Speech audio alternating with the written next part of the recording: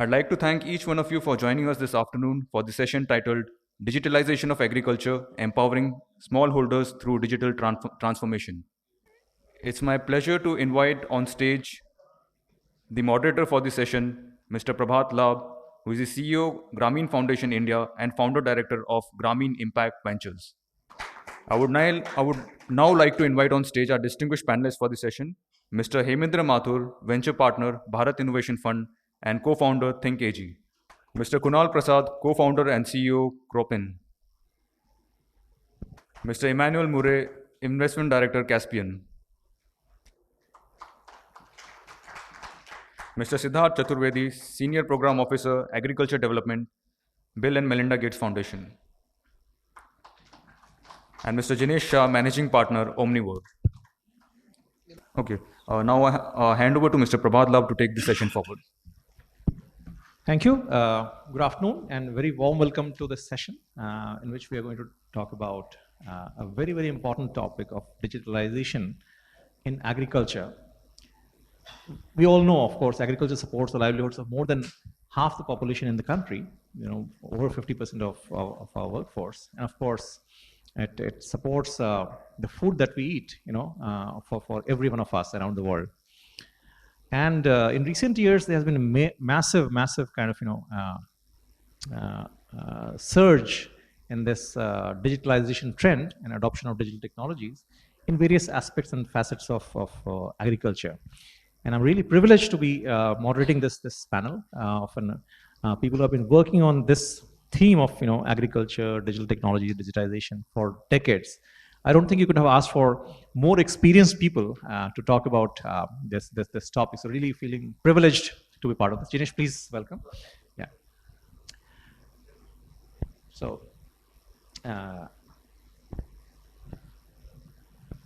it's digitalization is happening at a breakneck speed in our country and around the world. And I don't think any sphere of our activity is kind of left from the digitization wave that is happening. And when anything new happens, and including digitization or digitalization, there is always a lot of hype about what is possible. So, for example, we have say investors like Jinesh from Omnivore, where he would be listening to the pitches by agri-tech startups who would say that, okay, in 5 years I will have 5 million farmers or 50 million farmers, and our turnover will be like 5 billion. And he will listen to such pitches, maybe perhaps 5 pitches every week, and then how many of them are actually able to get there? So I think in the course of this session we'll hear about that. What's the kind of promise or hype and where the reality is? And also, I mean, in terms of actual progress towards what is possible versus where we are, how much of progress is actually being made? And there's a lot of different dimensions where digitalization can really help in strengthening the value chains, helping the smallholder farmers, increasing efficiencies, reducing risk. So a lot of things which is possible. So in this panel, we look forward to kind of hear on all of these different aspects. So to start the conversation, I think I would like each of our panelists to make a short opening remark, maybe 2-3 minutes, of where you think the most promising work is happening in terms of progress towards that vision of digitalized agriculture. Just short remark, opening remark, and then we kind of will get into kind of specific question. And anyone who would like to kind of start in this direction, in this, Hemendra? Okay, wonderful. Thank you, Hemendra. Thanks for putting me on spot. Yeah, so it's difficult to pick one part where it's happening. I think it's happening across the value chain.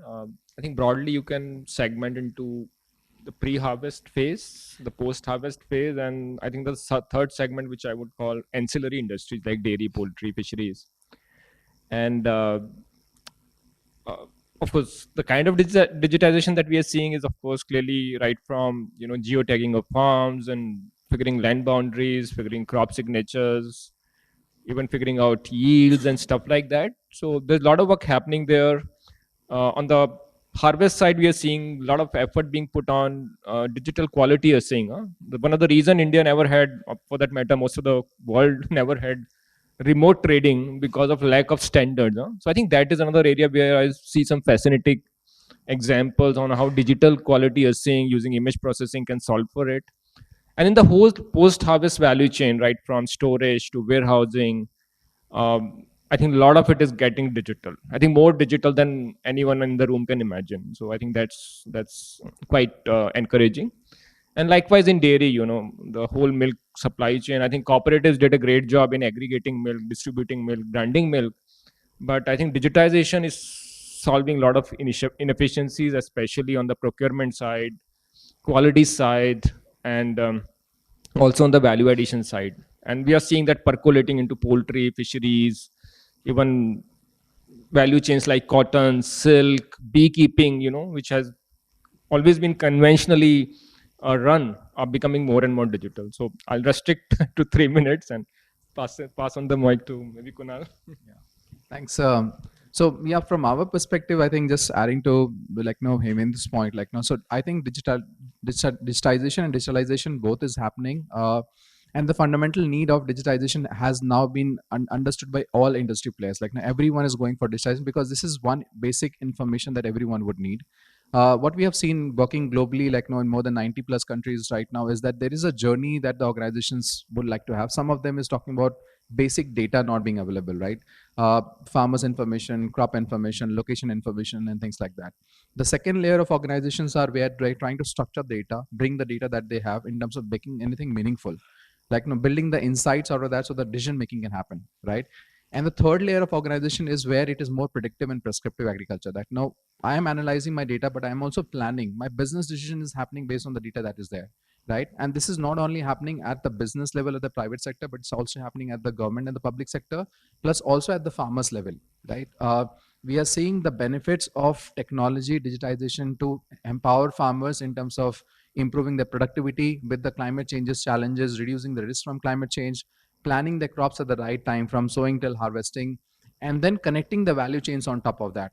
Because digitization is a fundamental thing which basically reduces the gap of every single player and creates that efficiency. Because if everyone spends $10 to reach to a farmer and 10 players are doing that, there is enough dollar value that if you digitize that, everyone can see the benefit of that. And that is where the participation of public sector and private sector is seeing the value. The other point is also about there are reports once you have digital, just for example, infrastructure, you build roads, if you invest X dollars, you will get 2.5X dollars. There are World Bank reports which says if you have digital database and infrastructures, if you invest X dollars, you get between 4 to 10X of that particular value. So there are credible proofs that digitization is helping the industry in far-fetched manners. Yeah, so I'll just give 3 examples. One, let's say, of a farmer going to a bank for a loan. And this is not the first time he's going. But in traditional non-digital era, he would have to produce all those documents each time he went. But today, since those documents, let's say, of his KYC, of his land records are digitized, it becomes so much faster in this relay race of agriculture officers being moved so many times of discovering who that person is because of the digitization of records. Another example, again, from our own portfolio company. India is the largest producer of organic cotton. But it's also globally recognized as putting through non-organic into the global markets, claiming it to be organic. So we have a very poor reputation. Now we have a producer company who has brought in digital traceability solution whereby their authenticity is assured to a level where buyers are ready to advance 50% of the price, offer 20% more, and most of the production is in Kalahandi, in really backward belts among small farmers, and they're getting a much better price. The third, again, an insurance company that we are building up, which will come into the market soon, where we have data of every individual farmer, including his location and the geography, the risks in that geography in terms of weather patterns, in terms of yields. Using all that historical data, we can build a risk score for an individual farmer and customize a product for him and give an offering at that level. So those are the kinds of digitization that we are seeing coming up. Yeah, thanks, Emmanuel, and thanks for the comments. I think one of the things that where digitization or digitalization is working in our experience is the adoption of digitalization or digital tools by the government. And we have some use cases like using dashboard as a service, which we are running in Odisha or Bihar. And if you're looking at the government adopting digital tools, then there are various use cases which could be either in terms of universal benefit transfer schemes, or whether it is in terms of what Kunal was mentioning earlier, what is the kind of storage facilities that are there and what is the storage there. But I also think that there are pieces where digitization is yet to percolate. And if you talk to the researchers in the room, one thing they keep going back to is saying there isn't enough quality data, despite there being digitization. And if digitization was the answer, then why don't we have quality data? And why do we need to again go back and conduct these trials? So there is a certain gap purely in terms of the quality data, and this is something the panelists were reflecting on prior to our discussion here as well. That that is still a difficult nut to crack. And at the same time, I'm just borrowing a point from Jinesh, that digitization is part of the story. So even with the government coming up with the agri stack now, it is because there is a formal agriculture system that is working, and now we need to know what is working, how well it is working. So it brings in a layer of efficiency. And the second piece I would say is that digitization is not restricted to advisory, or it is not restricted only to dashboards. I think what people like Kunal are doing, bringing in AI and ML, that is also part of digitalization. And I would not want to talk of blockchain here, but it's also coming in. In terms of adoption of digitalization or technology, I think digitization can also help in telling us as investors or as policymakers as to what kind of mechanization would be needed at places and how much of that mechanization is being used. Those are some of the pieces I think we really need to push towards. But these are some of the pieces I feel digitization is working on. Hey, thanks. Good afternoon, everyone, and thanks for being here. Look, I run a fund called Omniva, and we are in the food and agri space, investing into early stage companies. Look, for us, digitization is an important element of agriculture because it is a precursor to remove the inefficiencies or reduce the inefficiencies what we have it. Right? Previously, when a government would take initiatives of creating an agri infrastructure, whether it's a cold chain or a warehouse, it would have been done based on some minister or some government bureaucrat deciding that. But now with the digitization, with the data available, much easier, much more data available than what it had in the past. The ability for anyone to take a decision regarding a physical infrastructure is getting much better, right? So we are seeing startups and governments creating infrastructure around the places where there is excess of farmers based on the crops that are coming in, based on the yield that is having it. We are seeing companies taking decision based on the total output available for them to make a purchase. So digitization is a precursor to lot of infrastructure development and reduction in inefficiencies in the agri sector. At the same time, digitization is not the end goal for agriculture because there is a lot of fulfillment requirement in the agri sector. Digitization will help to optimize those things, but it will have to work together with the other stakeholders in the offline market, which would help out. So I believe that digitalization of future in agri sector is going to converge along with the physical infrastructure which is being created. So that would be my opening remark. Thanks, Jinesh, and thanks everyone for your wonderful kind of opening remarks, which kind of opens up a wide range of areas or themes where we are seeing things happening or things starting to happen. Now, as we kind of get into the conversations, first thing, whenever we talk about digital in any field, the first question comes is that adoption of anything new, it has a kind of adoption journey, adoption curve. It has a trickle down effect, and it'll start off with early adopters and innovators, early adopters, late adopters, and you know the story. And we often talk about, okay, majority of farmers are kind of not very well literate, may not have access to smartphones and all of that. So there's always this concern that the benefits of digitalization may not reach our smallholder farmers, the low income people, and whatever. But my question is, and I'll come to you, Kunal, for this question, is that this questioning digitalization, because it may not reach the last farmers, anytime soon, it may take time. And in fact, there's a chapter by Mr. Hemendra Mathur in this state of the sector report on the FPOs, which came last year, 6 months ago, which kind of makes some guesstimate about how this adoption will happen. That in fact talks about that roughly around 10% of the farmers may be using digital technology right now, but in next 7 to 10 years, he expects that around 90% adoption might happen.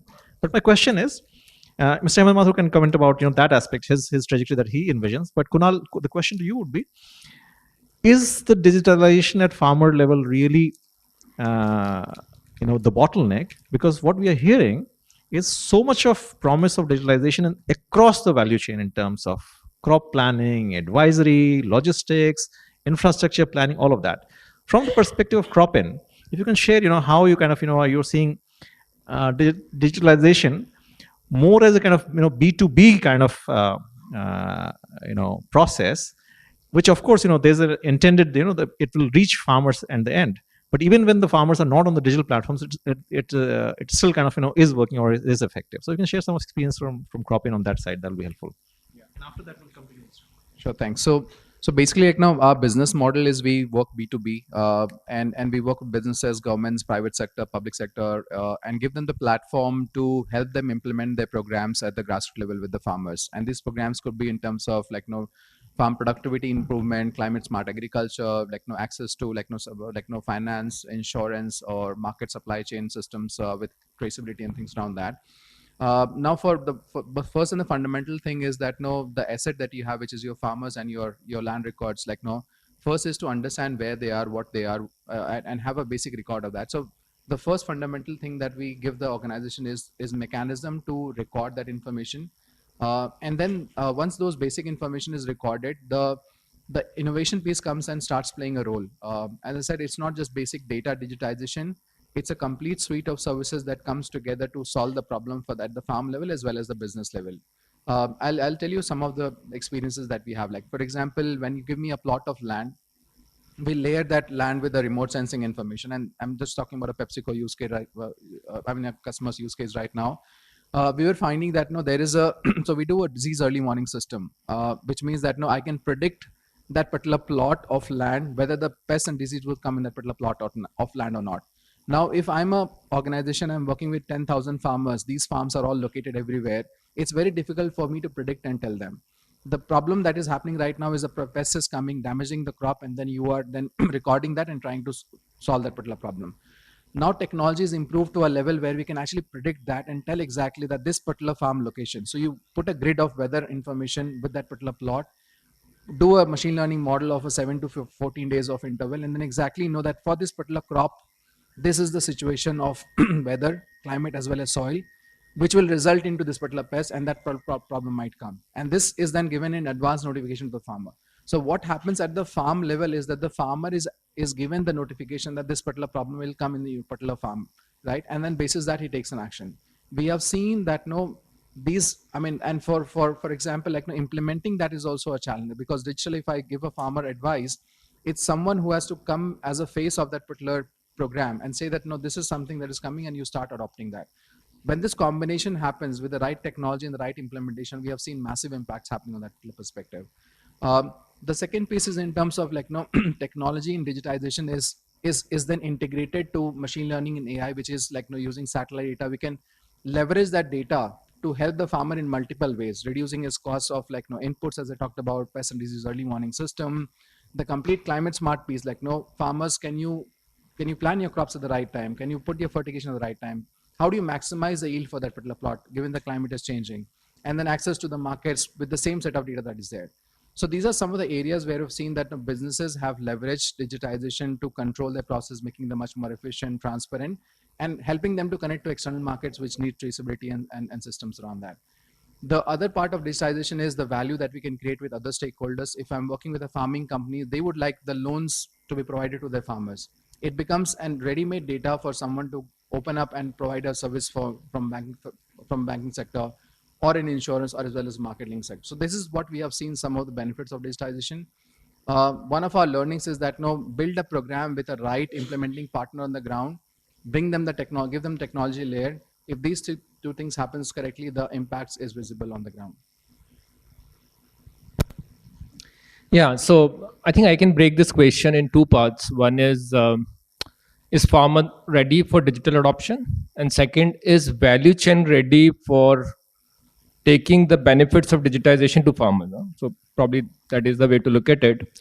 So on the first question, I think what I've seen, and most of it is experiential learning, since I travel to villages very often, I see there are like thousands and millions of WhatsApp communities among farmers. In fact, in my opinion, more than FPOs, the aggregation of farmer is driven by WhatsApp than anything else. And it's quite mind-boggling, the number of data points which get shared. Of course, it's not curated, but I think farmers are very friendly. Second, the number of tractors sold on YouTube is more than the number of tractors sold by dealers in India. And it's largely uploading that video of the tractor, and farmers talk to each other and close a deal. And mostly second-hand tractors. So, and to me, the reason for success of WhatsApp or YouTube, or for that matter, Facebook and Insta, among farmer is three things: voice, vernacular, and video. So I think you have to play on these pillars for farmer to adopt something. Farmer doesn't want to write, farmer doesn't want to text.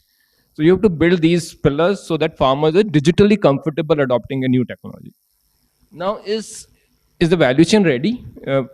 I think thanks to likes of Kunal, there are 2,000 agri-tech startups, and many of them have worked very hard to digitize some component of the value chain.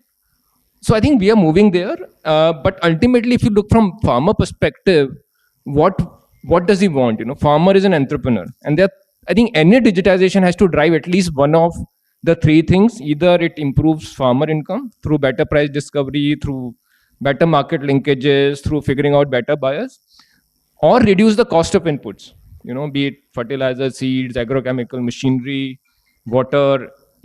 Can he save 10,000-15,000 rupees an acre in a season or in a year? That makes it very interesting for the farmer. And third component, which is becoming very important because of all the climate changes that we see, is de-risking farming. Can we build those digital products which can help farmer to at least de-risk, ensure his income in some ways, right? So I think that those are the sort of key drivers for farmer to adopt. Farmers, ultimately digitization has to translate into economics at the farm level. The average farm income, the gross income is about $2,000, $1,500 to $2,000. So even a 5-10% impact, which is being demonstrated, of course, at some scale, can we, sort of demonstrate at a large scale? Can we improve upon that? I think that is where the role of digitization is. And I think last point I want to make is the biggest impact which digitization can create on Indian agriculture is to reduce the cost of capital. It's in excess of 20%.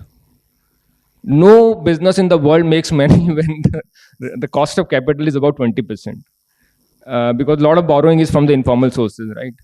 So can we reduce that to, let's say, 5, 6, 7, 8%, or let's say 10%? And that's where I think digitization has a huge role to play.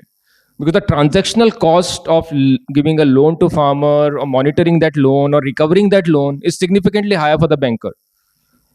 Can we bring that down with this? And hopefully there's a lot of public initiatives happening, like of AgriStack and public data sets which are being created to make that happen.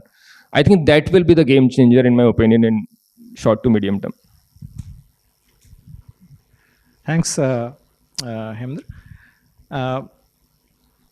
And Hemant shared about fascinating, and we see it happening all around us. Not really very sophisticated apps, but something as simple as WhatsApp, which is like communication platform, being used extensively across. In our organizations, we use them for small project teams and this and that. Farmers use that. Self-help groups use that. So yeah, I mean, we have to look at digitalization also from that perspective. That's becomes a source of information. But that also brings me to a question for which Siddharth, I'll come to you. Is that as a philanthropic foundation, you of course are would be concerned about multiple aspects, but about your concern is about low-income people, smallholder farmers, women, on the one side, and also things like risks like climate change and adaptation. Of course, I'm not going to risk question right now, but let's say on the inclusion perspective, how you're kind of seeing this pan out, and what are the concerns, and what are some of the promising initiatives that you see to address the inclusion aspect? So if you can address that, thank you. Thanks, Prabhat. So I think inclusion from a gender perspective, and I'll not say this for digitization and make it the villain. I think inclusion largely remains a checkbox in most of the programs. And why I say that is that when we are thinking in terms of inclusion, it has to be in the design, in the delivery, and in the measurement of a program. And when we say design, so I'll just share what we do as a foundation, and then maybe I'll move on to the stakeholders. What we try to do as a foundation is that we have something known as a gender integration marker. It's a very corporate term.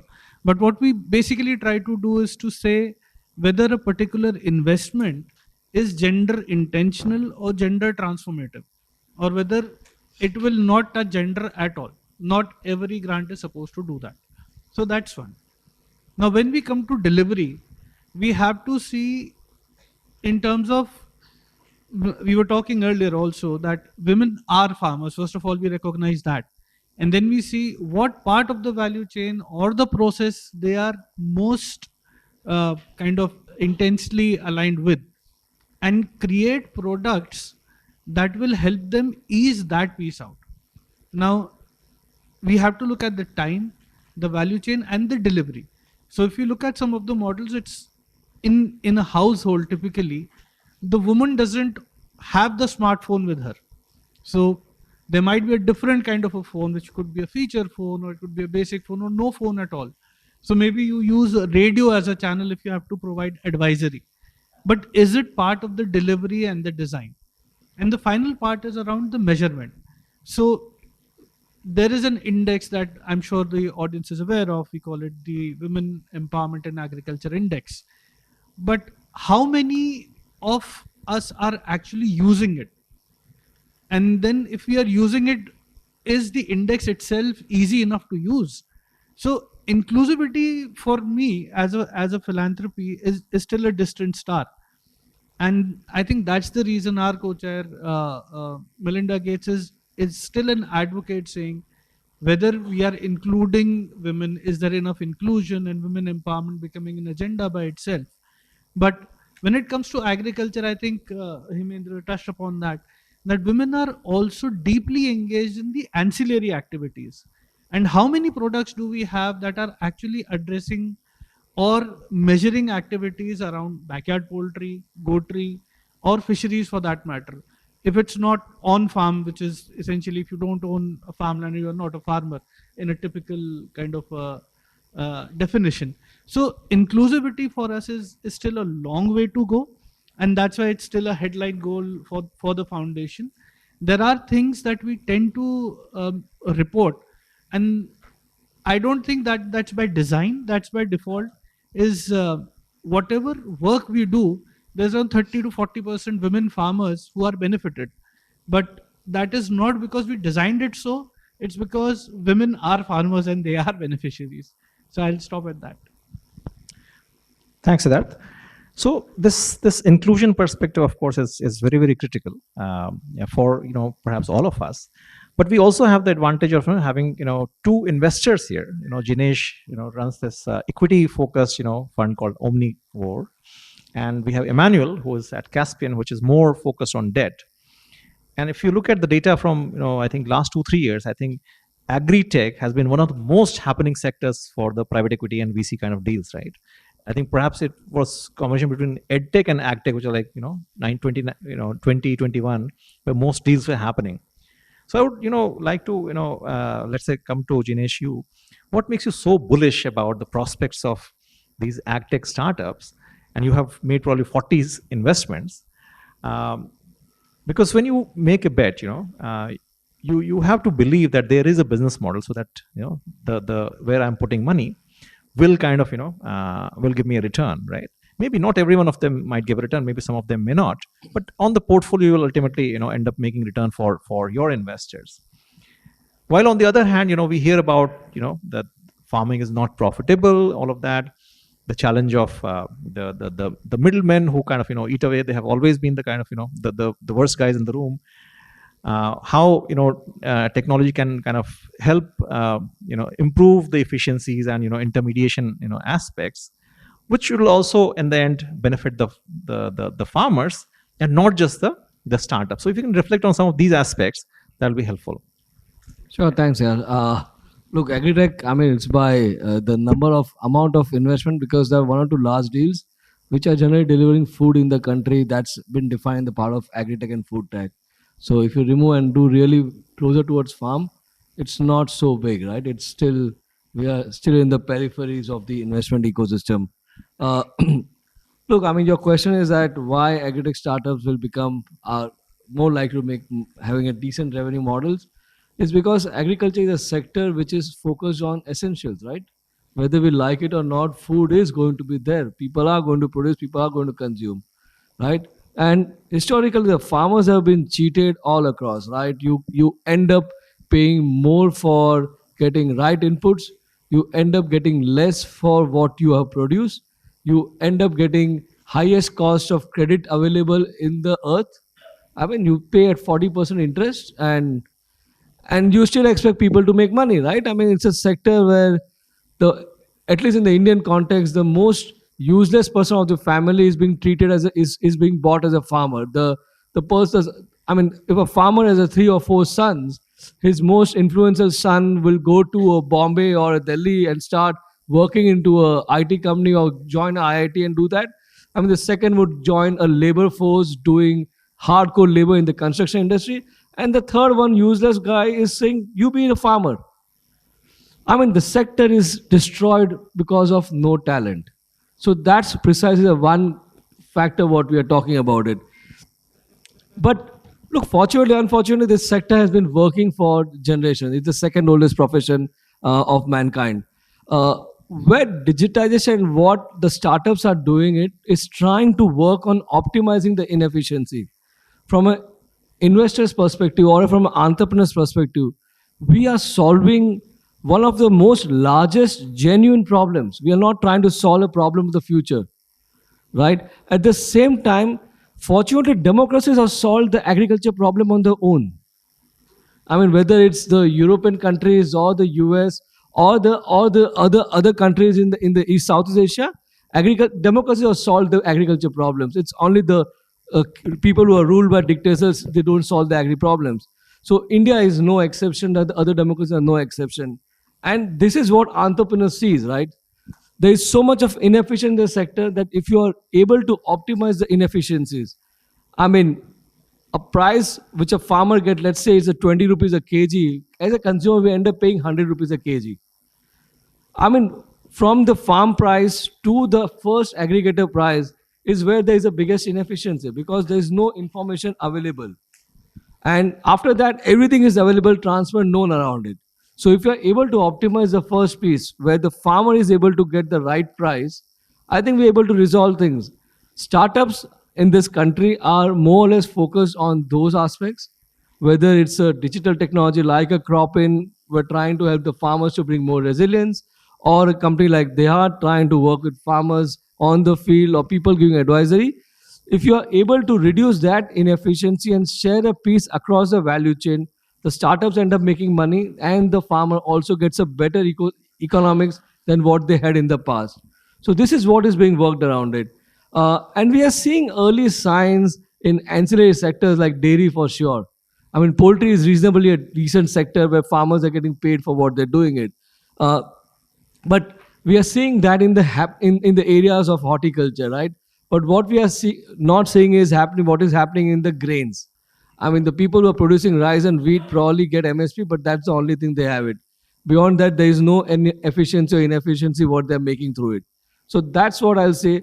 Entrepreneurs and investors choose the areas of battle they want to fight, focus on the inefficiencies and optimize around it. I mean, if you're able to do that, I think there is a model to revenue to be made, and investors will make the money on their own. I mean, Thanks, Jinesh. I'll turn to you, Emmanuel, now. And in business studies and economics, we we used to study about debt versus equity, and normally for for an enterprise you need, of course, equity for initial capital investment and getting started, but actually for running the business and scaling it, you need debts and massive amounts of debt. And Emmanuel is part of Caspian, which is more focused on the debt side. The question to you, Emmanuel, is the way Jinesh is excited about this whole space and opportunities, and rightly so, because it's something that everybody buys, everybody pays for. It's an essential commodity. You can't live without food. As equity, as debt investors, are you equally bullish? And what are the kind of opportunities and challenges you see from the perspective of debt, coming into this sector? And after Emmanuel, Hemendra, I will turn to you to also look at these two are private sources of capital, right? Debt and equity, but also from the need for public investment. Things like in the financial sector, we saw how the India stack kind of made a lot of new kind of business models to come up, which can ride on that India stack, which can defray the cost of customer onboarding and all of that. So what is it that we are seeing or we can hope to see coming from the public side? But before that, Emmanuel, if you can talk about the debt side angle of it. Thank you. Yeah, I think the potential of debt to transform Indian agriculture is a little understated, especially through these startup ecosystem. Where debt works is in businesses which at a gross level are profitable and can be scaled quickly. So between debt and equity, a promoter at a very early stage in his business will have to dilute significantly to be able to continuously raise equity. If the business is self-sustaining, can be grown and pay for itself with borrowed capital, it's possible to scale your businesses much faster using debt. And we have demonstrated that with about 40 agribusiness enterprises of various kinds, tech and non-tech. And once I think they get an understanding of that, the whole idea of someone like us is to build them to be able to borrow from mainstream lenders over a course of time. And quite a few over, let's say, the second or third cycle, start getting banking, mainstream banking finance, and are able to scale businesses significantly. The other thing about the digital piece is that it's not necessary everything has to be farmer focused. Once as the others said, the supply chain inefficiency are addressed, the production base responds to that. So you see increased availability, shifting cropping patterns, these kind of things occurring as a result of these signals. The other thing is that the price which he gets from the trader and the price which he gets from the startup may be somewhat close, but quality-based pricing, parametric-based price fixation, transparency in payment, transparency in dealing, quick payment, these are all several elements which are not priced. But if we add all those, the real benefit coming to a farmer is close to 20% from these interventions.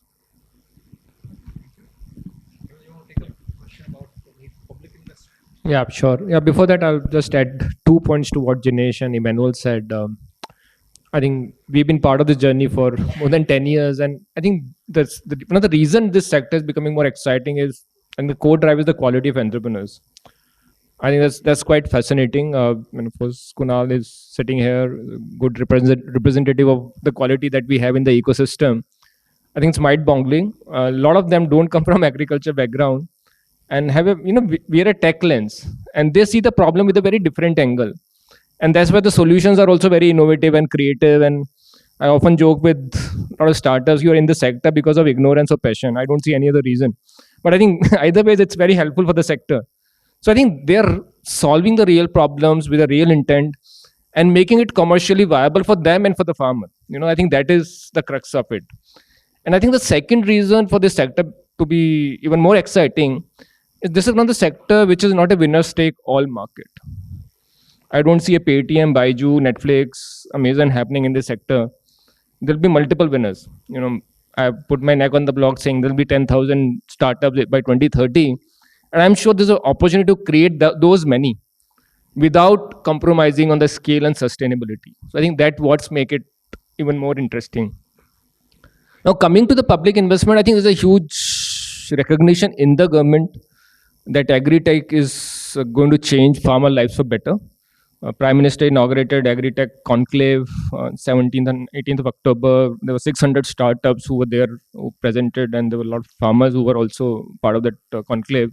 And after that, a lot of things are happening in Krishi Bhavan. They announced a dedicated agri-tech division to be headed by a joint secretary. They announced the 500 crore accelerator funds, and so that's phenomenal. The government recognition, and not just at the central level. I also work with the government of UP, Telangana, MP, and others who are trying to build their agri-tech focus, which is very unusual in a government setup. And I think that is driving a lot of new thinking. And of course, we spoke about agri-stack. I think that to me is one of the most ambitious projects that the government is undertaking, which is trying to digitize land records and build farmer IDs, and build a public data set to be used by anyone. The whole idea is to open it up for startups, for banks, for insurance companies, and that will solve the biggest challenge that we have in agriculture, which is the cost of last and first mile access. You can digitally access a farmer. Sitting in Delhi, you can figure out who the farmer is, what is he growing, what is the farm size, what is his potential income. I think if you have all these data points digitally recorded and authenticated by the government, I think the job of anyone in the value chain becomes far more easier. So I think that is a huge, it's still work in progress. I'm hopeful it will get operational in a year or two, but that can really change the dynamics, and it can drive a lot of APIs, a lot of new innovations, which we haven't seen so far.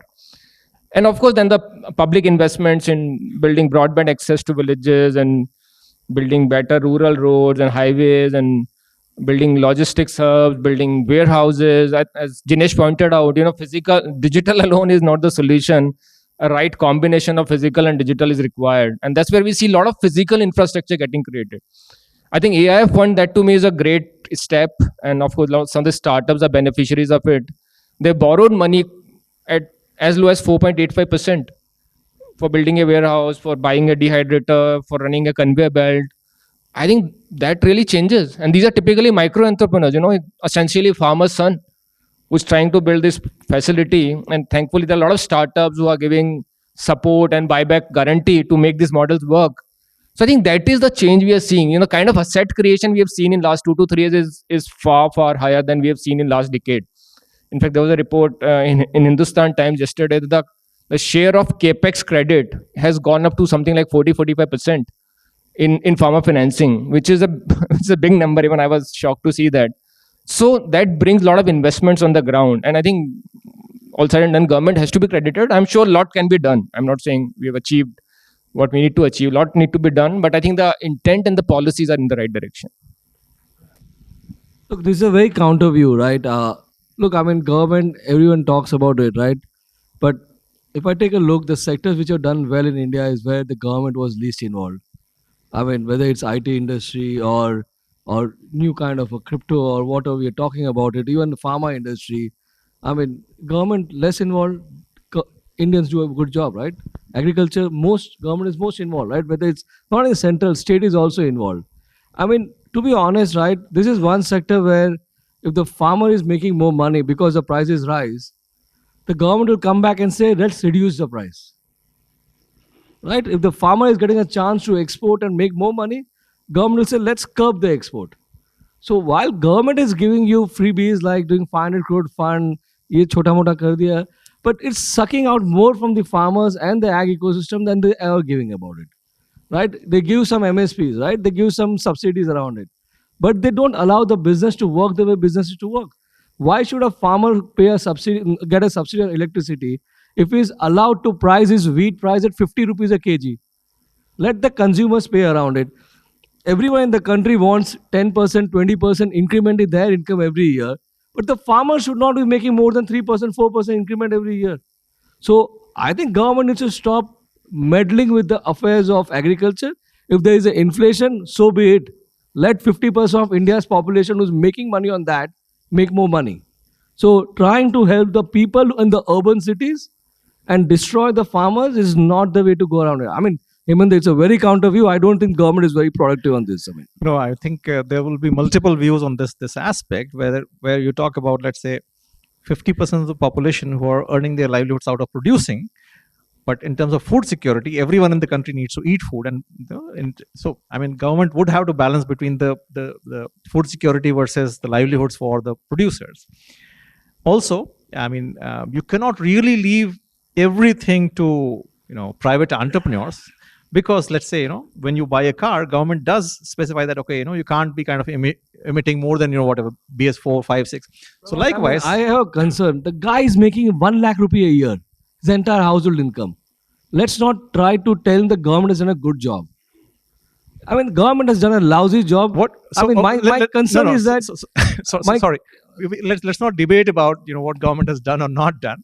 But what I would actually like to the direction in which I like to take this debate is, let's say, from the perspective of a private entrepreneur like Kunal Cropin,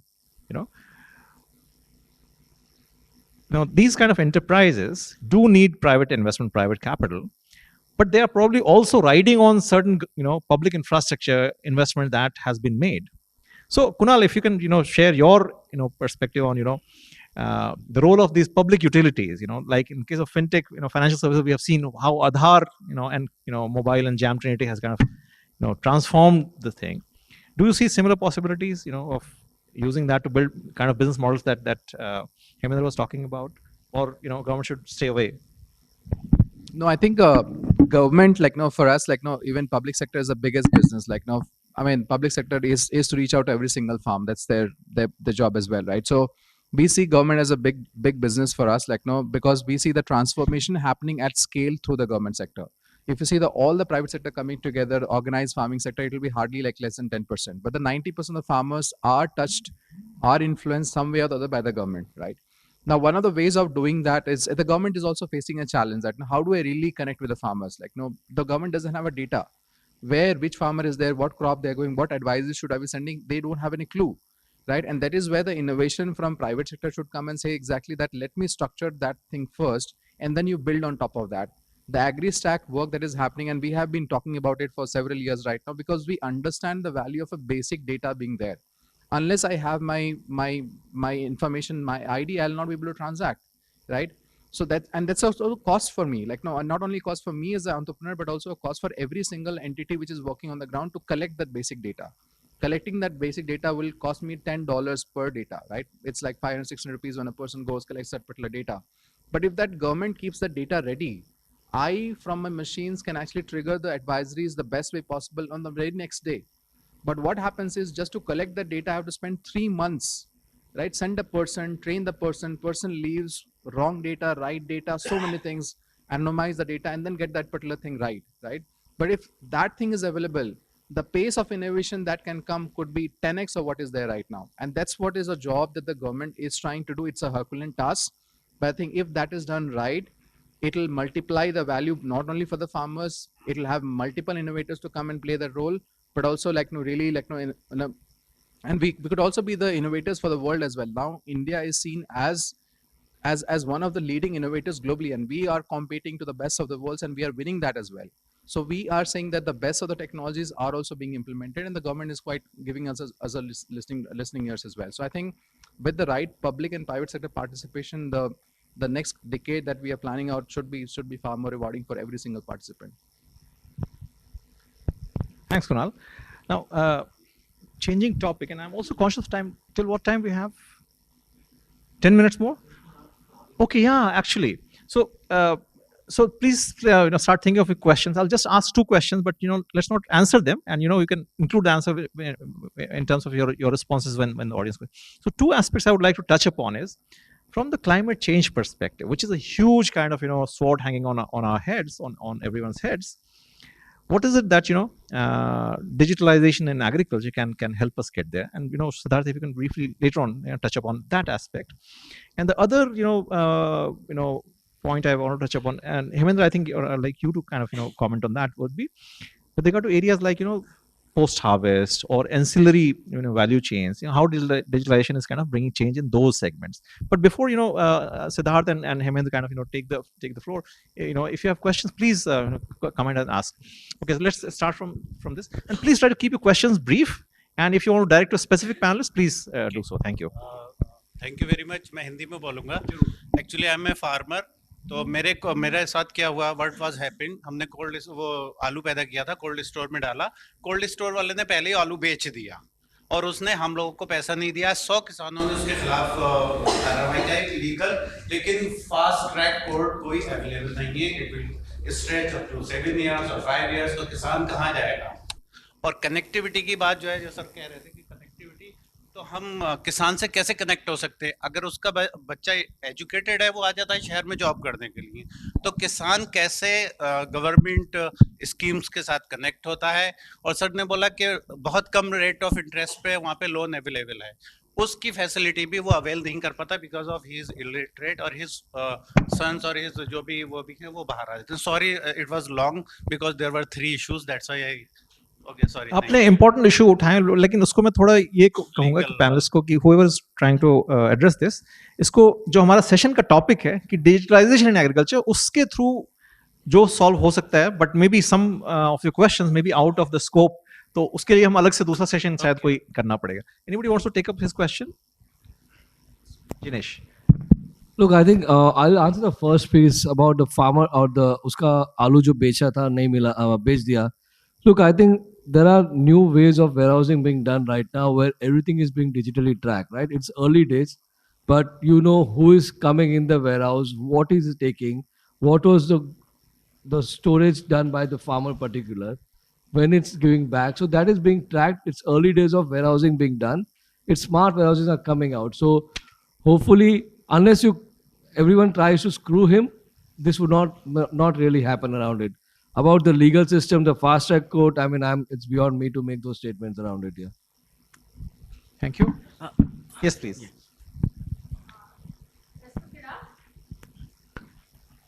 I am Saraswati, representing Arogya FPO. Hi, sir, Mure sir. Last time we met you. I'm explaining in Telugu, man. Please translate it. Actually, మా ఆరోగ్య FPO register అయ్యి 6 years complete చేసుకొని 7th year వచ్చాము. But still today మాకు digitalisation అనేది చాలా పెద్ద అడ్డలుగానే ఉంది, అది అంత దూరంలోనే కనబడుతుంది. బట్ ప్రొడ్యూస్ నుండి ఫార్మర్స్ ఇన్ఫర్మేషన్ వరకు ఎవ్రీథింగ్ డిజిటలైజేషన్ అనేది అవసరం. కానీ ఆ లెవెల్లో ఆ డిజిటలైజేషన్ చాలా ఫారమ్స్లో మేము నబార్డుకి కూడా చాలాసార్లు మేము అప్పీల్ చేయడం జరిగింది. ఎందుకంటే డిజిటలైజేషన్ ఈవేళ చాలా బర్నింగ్ ఇష్యూ, చాలా డైర్ నీడ్. కానీ ఆ డిజిటలైజేషన్ గ్రాస్ రోడ్స్లో FPOస్కి, ఫార్మర్స్ కలెక్టర్స్కి అది ఏ విధంగా దాన్ని ఎమర్జ్ చేసుకోవాలి. ఎందుకంటే అంత క్వాలిఫికేషన్ ఉన్న వ్యక్తుల్ని మేము హైర్ కూడా చేసుకోలేకపోతున్నాం. సో అది ఏ విధంగా దాన్ని మిటిగేట్ చేయాలి, లేకపోతే డిజిటలైజేషన్ చేసుకునే విధంగా మమ్మల్ని ఏ విధంగా ట్రైడప్ చేయగలరు? ఈ ఫార్మ్ దానికి ఏమైనా ఆన్సర్ ఇవ్వగలదా అని నా ప్రశ్న. Saraswati, she is representing Arogya Women FPO. Her question is, FPO is now completed 6 years and going into 7th year. She says digitalization is important. what are the commodities producers are available with the farmer, and there are so many aspects. Digitalization is necessary, but we are not able to, we don't have that kind of skill, and we are also not able to hire such people where the digitalization can be done in a sustainable, in a continuous manner. And how people like us can be trained to equip to use the digitalization? That's our question. I also would like to add, is there any successful example where farmers or FPOs have used digitalization and benefited continuously? Even we started and then it was not working. So yeah, thank you. So I think there are multiple solutions available in the market for digitization of FPOs. NABARD has not, I think, endorsed or recommended any particular, nor is it financing for digitization of FPOs. That's another side. But there are SaaS models also, pay per use basis models that are out there. There are fairly good, in my view, packages available that you could explore. You have more, and there are successful, good running FPOs which have been computerized. Vritti's FPOs, for example, there are in Karnataka, we have, at least they have developed, invested into a software which has been customized and developed for them. You can have a look at it, but there are multiple service providers. We can give you some references. I can maybe just add to that, on the investment part, who basically continues that investment? I think the public sector, the government, NABARD should actually play that role. There's a cost of technology. Any private company, FPO should be seen as a private company, right? If I have to build something new, I'll have to invest in that. You have to put a team of developers who will develop a product, maintain that particular product. So it has to have a captive cost, right? So there has to be someone who should fund on the basis of the FPO. And the second thing is on the implementation and the training. So what we normally do is that we have these agencies or NGOs, several of them, which are actually working at the grassroots level. The first fundamental thing that we do is we do the training to this, to the FPO members, and these are done in different ways. Like when we work with the NRLM programs in different states, that those sathis are trained first. It's an intensive field training that is happening along with them. They are giving the language of their choice, right, so that they can understand that and they can then use a solution.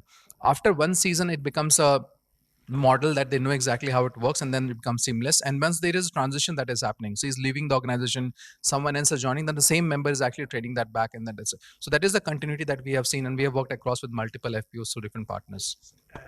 So computer costs were not earlier part of the grant for FPO. Now it has been incorporated. Second, I think the flip side is FPOs do not trust these service providers. They say data will be stolen. They will directly start dealing with farmers. So there is a trust issue also in computerization. Even though my role is as a moderator, but I didn't want to share two small this thing. What we are also seeing in terms of public investment to make that happen at the grassroots levels, like in Uttar Pradesh, we have seen the government of Uttar Pradesh Department of Agriculture with support from those like Gates Foundation and Grameen Foundation is involved in that initiative, is to set up a portal for FPOs, which can kind of bring up data of all the FPOs and their crops and all of that, which can facilitate those kind of that. So that's the kind of public utility, public investment that has been created, which all the farmers and FPOs can benefit from. There's also an initiative, maybe Siddharth, you can briefly touch upon that. In Bihar, the Vihan kind of initiative, you can just maybe spend a minute to explain something like that, how that public utility is being created, which the farmers can kind of benefit from. Yeah, so very briefly, I think just to Hemen's point and added to the question there, that how come Instagram and WhatsApp is being used? Because they are simple products, and the products that are being designed today, whether they are being designed within FPO-centric, women FPO-centric mindset, which I was talking about earlier, that is a lacuna. And just coming to Bihan or the kind of ADAPT program that I spoke about earlier, it's a similar program. It's essentially looking to build something like an agri stack in the states of Odisha and Bihar. And once that kind of a data lake, as I think Kunal would put it, once the data lake is created, basis on that, the the data becomes like a merit good and at times a public good, which can then be accessed by uh, various levels of farmers, if I may call it. It could be FPOs, it could be individual farmers, and then it could also be intermediaries like the CSO. So it is more of an ecosystem approach. So we already have a Bihan app in Bihar which is providing these advisory, but now we're also looking at a more transformative approach in Bihar, and I think that's what Prabhat you were alluding to. Thank you. It's 1:30. Do you want us to close? All right. So there's a request. One last question. Can we take one last question? Okay, please. Short.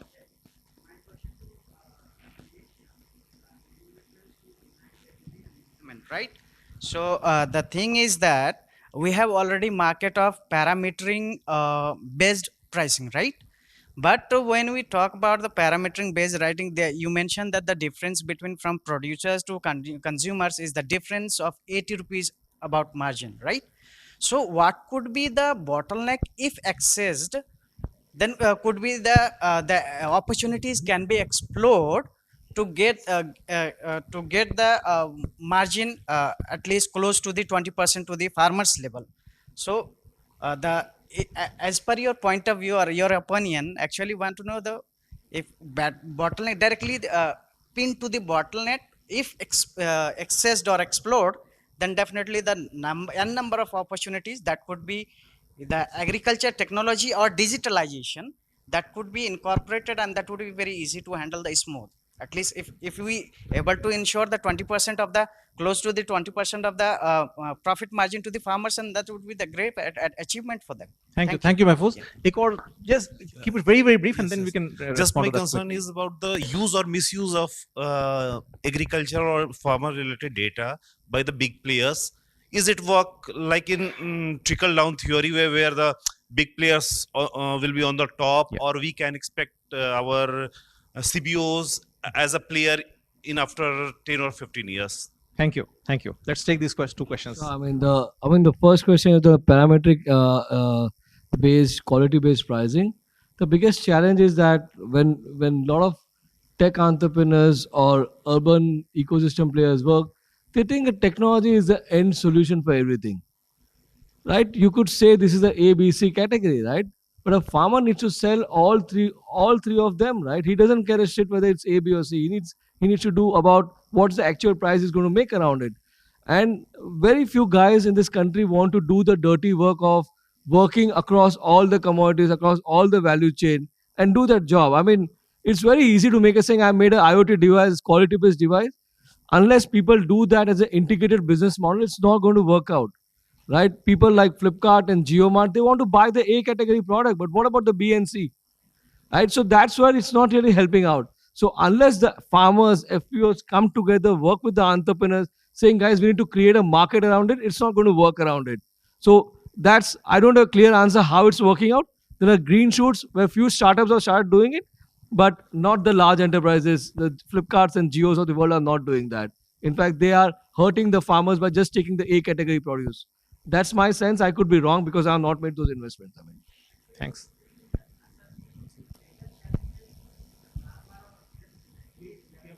I think we'll take it offline. Yeah. We'll take it offline.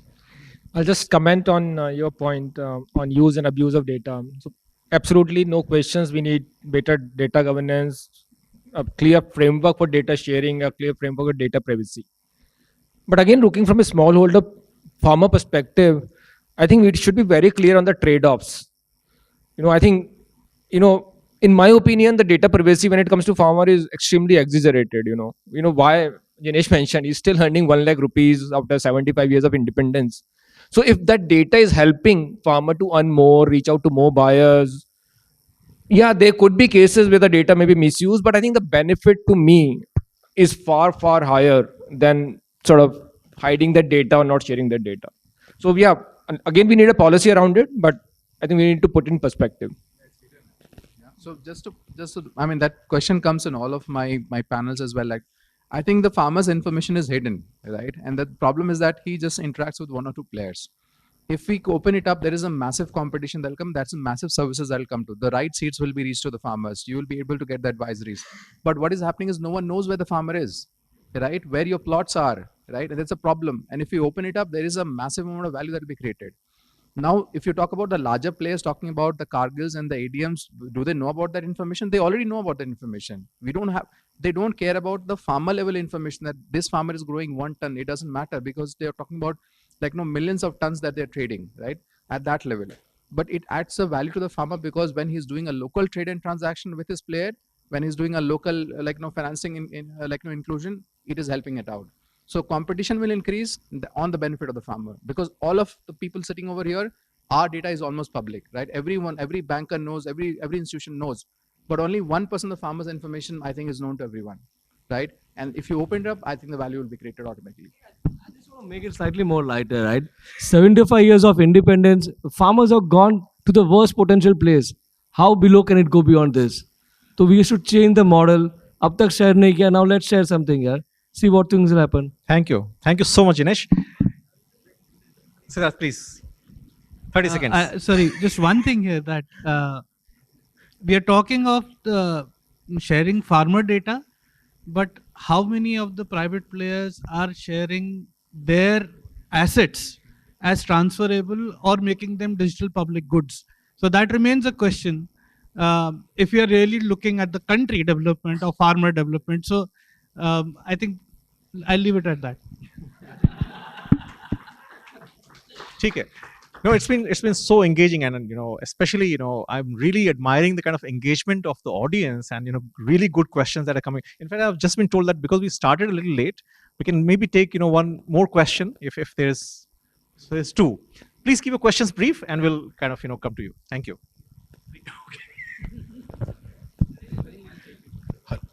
Hello अरे ठीक है पूछ लेता हूँ मैं पता sir as far as digitization for FPOs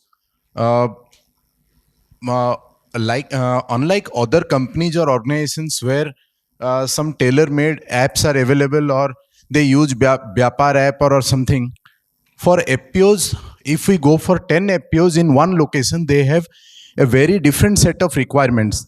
Some have input business to some extent, some have output business. In next 2 years, they don't know if they get a custom hiring machine, 10 setups, their requirement becomes completely different. From one business, they are earning, if this year 80% revenue comes from one business, in next 2 years, they are getting 70% of business from another source. And in these set of conditions or very diverse requirement, how we are expecting these billing, these softwares or the AgTechs, how they will support. And secondary, sir, some like that Andhra FPO 6 years old, they would have come up means we are also coming up with several agencies, they are supporting with softwares, but they are saying, do this for billing, we are having this software. But when we go to our chartered accountant or CS or for finance, they ask us to come up data in a tally. So how means these FPOs with semi-literate or with semi-skilled support, how we are going to manage this? Thank you. Thank you. Also, go ahead, you ask a question. Should I? Yeah. So my it's been around 15 years working with FPCs, and I have seen this evolution. See, now I see one challenge while working with FPC in engaging them with the ag startup, that these agri-tech services are not getting into conversion of the revenues. Right? Every time they said ki whether we can afford it or not, it comes to the how much they are using it to convert it to the revenues. So these FPCs, you can target those FPCs because they are having some number of farmers, 1,000, 2,000, 5,000. But still, these agri-tech services not getting converted into the revenues. That is one challenge we are facing. And I have encountered with two services, but still the question is same. Thank you. Who wants to take that first question and this? I think as an FPC or FPO, they need a leader, right? Leaving it to someone else that Navardo will come and do something, or some RI will come and do something, or the government will do something, nothing will happen, right? I think the biggest problem is just like a private institution, someone who leads that FPC, and all successful FPCs who are working in across the value chains have a true leader. You see Sahyadri, there is a big combination of FPOs and FPCs, right? They have a true leader, one single leader, and that's why they're one of the biggest in that particular sector, right? I think that fundamental thing is missing. If you see that person can come in who can drive it, he can say, this is what I need. This is what I can integrate. There's service providers who can provide that service. And on the second question, like no, it's not point solutions. Agriculture is changing. What we built in 2010 and what we have right now is completely different. And what we'll have 5 years or 10 years down the line will be very different, right? And that's where players like us comes with a complete conviction that we will give you deep tech models and integrable models, right? And it is software as a service, because things are going to change. You build a solution, just leave it like that, it will not work. After 1 year, you will say कि ये काम नहीं कर रहा sir, दूसरा कुछ मुझे ये सारा चीज चाहिए. And that's where we come and play the role, because we see across the different parts of the world what is happening. Climate smart चीज चाहिए आपको, traceability चाहिए. We keep on adding that as service. You switch it on, it is available for you. And that's where moving to a SaaS-based model is always rewarding, because it's an operational cost, but it will give you always the competitive edge in terms of being ahead of the market. Yeah, sorry. Yeah. I'll make a comment later.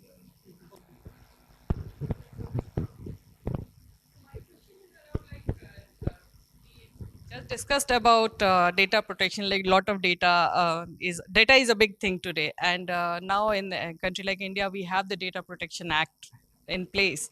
So, how you see that this Data Protection Act is going to impact or affect, or may play a supportive role in terms of protecting the farmers' rights? So I think I will not talk of data, but the question that was left about climate and its implications for agriculture, what we really see is there is something a farmer can do on his assets, on his ground. There's something that needs to be done in the community. And there's again large infrastructure that needs to be transformed to deal with climate change. And unless we combine these three, any one piece done without the others being done, the mitigation or adaptation to climate change will not happen. So we'll have to clearly develop localized problem statements and likely solutions and work towards an integrated model. Debt may not work. We need catalytic capital, long-term debt. We need grants, and we need public funding, all working together to be able to change this on a scale, especially in some 200 districts which are identified as being highly susceptible to climate change. Yeah, so frankly, I don't know the nuances of Data Protection Act. But when it comes to farmer, what data are we protecting? That's my question, counter question to you. And I think the bigger question today, frankly, again, coming from farmer, we should create incentives to farmers for sharing the data, and there are many incentives. As Kunal has pointed out very point blank, there are so many incentives farmer to share data. He has been hiding for years and years and years, and nobody is able to serve him his demand for good quality inputs and better market linkage, good sort of access to banks, institutional credit. I think there are like n number of problems because the data is not being shared so far. Fortunately, we are creating an ecosystem which can potentially help the farmer. So I think that is where it is. We need to be very pragmatic about a lot of these data thing. It really gets political at some stage, so it becomes difficult to be very upfront about it. But at the same time, you have to appreciate that there's a lot of benefit sharing the data rather than protecting the data. Thanks, Amendra. Okay, Anita, please go ahead.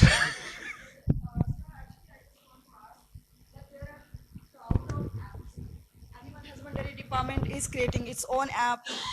Mustard's Research Center is creating its own app, and number of different private companies also coming with a number of apps. And farmers or FPO struggle with that. So there is no that much space to download those, and every that app take a lot of data from it. So is it possible to have one kind of solution which can provide a complete kind of diverse type of solutions to the farmer, and what is exactly take on it. Thank you, sir. I mean, this is nearly impossible, right? I mean, there are so many startups. Everyone's trying to prove themselves. I mean, the government wants to prove. Every bureaucrat wants to make its app. I mean, it's not going to happen, right? So I've been telling how we're going to do it. I don't have a clue. I mean, maybe in 5 years, in 2 years, we'll figure it out, right? It may not even be a good idea, in fact, to have No, no, only one Doordarshan. Look, I agree with what people need. A customer needs. It's a FPO is a customer of everyone. That's his genuine need. So we need to solve it. Maybe we are not competent right now. Maybe in 2 years we'll develop that competency and get it right. We don't have an answer right now. So that's how I would put it. I mean, unless someone has answer. I would just agree with Prabhat that from an FPO perspective, you have a choice, and therefore you have a negotiating aspect on the price as well. If you have one app, and whomsoever is the custodian of that app, then you land in the soup. And also from an economics 101 means there'll be disaggregated economy, and then there'll be consolidation. So we will see whenever that consolidation happens. I hope it doesn't go to a position wherein there's one app and that does everything, because that's our kind of grudge with startups also. Everyone wants to vertically integrate and eventually start giving credit to the farmer. So we don't want, we want them to do what they're good at. Thank you so much, Siddharth. And we will actually like to wind up the session now. We have already kind of held you back from your lunch for quite some time. But today, before thanking the panelists, I must thank all of you for being such an engaged audience and asking fantastic questions. A clap for the audience. And of course, the fantastic panelists. It has been a immensely learning experience for me, and really feel privileged to have been part of this conversation. Thank you, all of you. Thank you for being part of this. I thank all our panelists for this enriching discussion, focusing on how digitalization can help in reducing inefficiencies across the entire value chain.